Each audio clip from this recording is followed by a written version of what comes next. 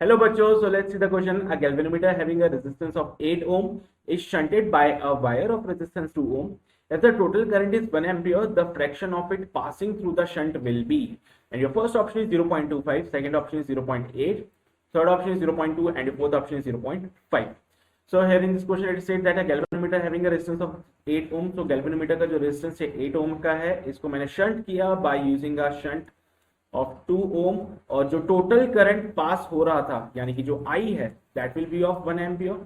तो fraction of the current passing through the shunt यानी कि शंट से कितना करंट पास हो रहा है, तो fraction of the current passing through the shunt is I minus IG upon I। ये कहां से आया? सी यहाँ पे गैल्वेनोमीटर लगा रखा है, अब आप गैल्वेनोमीटर के साथ एक शंट लगा दीजिए। So suppose total current I पास हो रहा है, so the current passing through the galvanometer is IG। So the remaining current जो होगा I माइनस IG होगा। उसने मांगा fraction of the current passing through the shunt, तो यानी कि I minus IG upon total current I। ये मुझे फाइंड आउट करना है कितना, इसकी वैल्यू मुझे फाइंड आउट करनी है। See here you can see कि यहाँ पे पैरेलल कॉम्बिनेशन है, गैल्वेनोमीटर और शंट को आपने पैरेलली कनेक्ट किया है। सो डेफिनेटली दोनों के अक्रॉस जो पोटेंशियल डिफरेंस होगा वो सेम होगा। So you can say that IG into G is equal to I minus IG into shunt. तो फ्रॉम हियर ये IG वाला पार्ट इधर आ जाएगा, taking out the IG common, ये बन जाएगा G प्लस S। कैसे हुआ? IG equals to IS minus IGS, ये माइनस IGS इधर चल जाएगा और ये बन जाएगा प्लस का IGS। तो taking out the IG common, तो ये G plus S equals to I into S। इसको मैं फर्दर सिंप्लीफाई करने की कोशिश करता हूँ।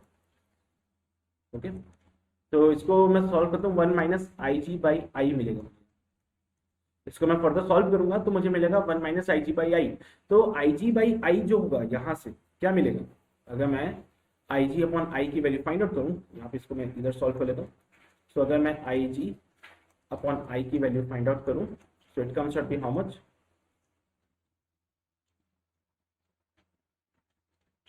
Just a second, IG upon I की वैल्यू होगी S अपॉन G प्लस, ठीक है। इसको यहाँ पुट कर दीजिए, 1 minus S upon G plus S, तो बन जाएगा G upon G plus S। तो the fraction of the current passing to the shunt will be equal to G upon G plus S। G का value 8 है और G plus S कितना हो जाएगा, 10 हो जाएगा। ये बन जाएगा 8 बाय 10 यानी कि 0.8। ये आपका फाइनल आंसर है, ठीक है। तो जब आपने इसका फ्रैक्शन फाइंड आउट किया, the fraction of the current passing to the shunt यानी कि I माइनस IG जो करंट पास हो रहा था उसका फ्रैक्शन चाहिए विद द टोटल करंट, तो इक्वल्स टू, इसको मैंने सिंप्लीफाई किया, 1 माइनस IG बाई I हुआ। यहां से देखा ये दोनों पैरेलल कॉम्बिनेशन में है, तो दोनों के क्रॉस जो पोटेंशियल डिफरेंस था मैंने उसको बराबर किया और IG बाई I का रेशियो फाइंड आउट किया।